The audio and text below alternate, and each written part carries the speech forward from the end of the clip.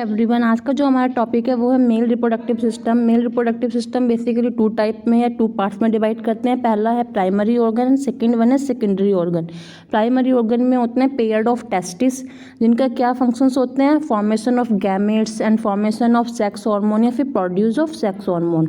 Secondary organ 3 types की होती हैं, accessory duct, glands and external genitalia. इनका काम होता है कंडक्शन का या फिर ट्रांसपोर्टेशन का। जो टेस्टिस ने फॉर्मेशन किया है गैमेट्स का, उनको ट्रांसपोर्ट करने का काम जो करती हैं वो सेकेंडरी ऑर्गन करती हैं। तो अब बेसिकली टेस्टिस होते क्या हैं? टेस्टिस जो हैं वो एब्डोमिनल कैविटी के आउटसाइड प्रेजेंट होते हैं, एक पाउच लाइक स्ट्रक्चर के अंदर ये प्रेजेंट होते हैं, जिसको हम बोलते हैं स्क्रोटम। डायग्राम में देखें तो इस तरह का डायग्राम होता है। तो जो टेस्टिस हैं वो स्क्रोटम के अंदर होते हैं और जितना भी फॉर्मेशन होता है गैमेट्स का, टेस्टोस्टेरोन का, वो टेस्टिस के अंदर होता है। अगर टेस्टिस को कट करके देखें तो टेस्टिस इस तरह का दिखता है। तो टेस्टिस के अंदर सबसे पहले जो प्रेजेंट स्ट्रक्चर हमें दिखाई देती है वो होती है टेस्टिकुलर लोब्यूल्स की, जिसको टीएलबी बोलते हैं। टेस्टिकुलर लोब्यूल्स के अंदर प्रेजेंट होते हैं सेमनीफेरस ट्यूबुल्स। तो टेस्टिकुलर लोब्यूल्स एक टेस्टिस के अंदर 250 के अराउंड होते हैं और एक टेस्टिस के अंदर सेमनीफेरस ट्यूबुल्स 1 to 3 नंबर में होती हैं। तो मतलब ये 700 के समथिंग एक टेस्टिस में प्रेजेंट होती हैं। तो जो सेमनीफेरस ट्यूबुल्स हैं ये क्या करती हैं, ये गैमेट्स का फॉर्मेशन करती हैं। तो सेमनीफेरस ट्यूबुल्स में प्रेजेंट होती हैं सेल, जैसे कि male germ cell, Sertoli cell, intercell cell. जो मेल जर्म सेल होती है उसका काम होता है मेल के स्पर्म को या फिर गैमेट्स का फॉर्मेशन में हेल्प करना या बनाना, जैसे कि ये वाली। सर्टोली सेल का काम होता है न्यूट्रिशन का एंड इंटरसेल सेल का काम होता है टेस्टोस्टेरोन या फिर सेक्स हार्मोन को डेवलप करने का। ये 3 सेल जो हैं ये प्रेजेंट होती हैं सर्टोली सेल सेमनीफेरस ट्यूबुल्स में। अब सेमनीफेरस ट्यूबुल्स में क्या होता है, गैमेट्स का फॉर्मेशन हो चुका होता है। तो अब क्या होता है, जो गैमेट्स बने हैं, ये टेस्टोस्टेरोन बने हैं, वो मूव करके आगे की तरफ बढ़ते हैं। तो सबसे पहले वो किस में जाते हैं, एपिडिडाइमिस में जाते हैं, फिर आपका रेटिटेस्टिस में जाते हैं, देन वॉस डिफरेंस में जाते हैं, उसके बाद वॉस डिफरेंस में होते हैं। तो जो ये वॉस डिफरेंस है ये हमारा कनेक्ट होता है ऊपर की तरफ। तो जब इस पर ऊपर की तरफ बढ़ते हैं तो क्या होता है, इस तरह का दिखता है डायग्राम में देखा जाए तो।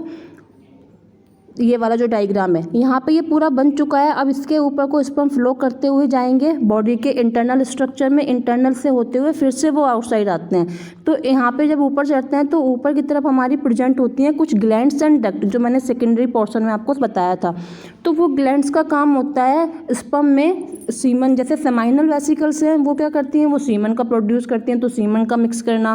प्रोस्टेट ग्लैंड, इजैकुलेटरी ग्लैंड्स होती हैं, बल्बोयूरिथ्रल ग्लैंड्स होती हैं। ये सारी ग्लैंड्स मिलके क्या करती हैं, ये सारी ग्लैंड्स मिलके स्पर्म को, गैमेट्स को क्या करती हैं, न्यूट्रिशन प्रोवाइड कराती हैं। न्यूट्रिशन के साथ साथ ये उसको अलाइव रखने में हेल्प करती हैं, अल्कलाइन नेचर का बनाती हैं, ताकि जो स्पर्म है वो अलाइव रहे और उसका जो उसकी डेथ ना हो। तो ये सब करने, ये सब वो ट्रांसपोर्ट होते होते आता है एक्सटर्नल जेनिटेलिया में। ये पूरा एक ट्रैक्ट है जिसके साथ में ये सारी ग्लैंड्स जुड़ी हुई होती हैं, डक्ट्स जुड़ी हुई होती हैं। इसी के साथ यूरिनरी ब्लैडर जुड़ा हुआ होता है। मेल रिप्रोडक्टिव सिस्टम में क्या होता है, यूरिन और स्पर्म का ट्रैक्ट सेम होता है, एक ही। तो वहीं से यूरिन का थ्रो आउट होता है बॉडी से और वहीं से स्पर्म आपके बॉडी से बाहर निकलते हैं। तो यहाँ से निकलने के बाद एक्सटर्नल जेनिटेलिया के थ्रू यही इंसेमिनेशन की फेज होती है, यहाँ से ट्रांसफ़र करते हैं आपका sperm into the female. And next अगर इसका फ्लो चार्ट देखें तो इस तरह से होता है, जैसे कि हमने टेस्टिस में पढ़ा कि सबसे पहले टेस्टिकुलर लोब्यूल्स होते हैं, देन सेमनीफेरस ट्यूबुल्स होती हैं, फिर रेटिटेस्टिस में आते हैं। वो सेमनीफेरस में स्पर्म बन जाते हैं, बनने के बाद अब वो मूव करके आगे की तरफ बढ़ते हैं, इंसेमिनेशन के लिए बढ़ते हैं। तो रेटिटेस्टिस में आते हैं, देन वॉस डिफरेंस में आते हैं। उसके बाद नेक्स्ट जो होता है वॉस डिफरेंस होता है, ये सबसे वाला जो राउंड या कर्व शेप का होता है ये पूरा वॉस डिफरेंस कहलाता है। इसके बाद वो किस में मिक्स हो जाते हैं, सेमाइनल वेसिकल्स में आके मिक्स हो जाते हैं, जो सीमन का प्रोडक्शन करती है, सीमन में मिक्स हो जाते हैं।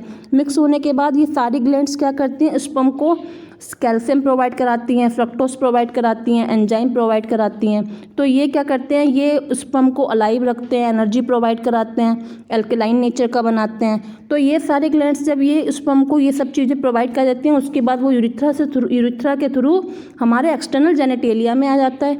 एक्सटर्नल जेनिटेलिया आपको पता ही है, पेनिस को बोलते हैं, और यहीं से इंसीमिनेशन शुरू होता है। तो ये सारी स्टेप्स और ये सारे ही पार्ट्स रिस्पॉन्सिबल होते हैं मेल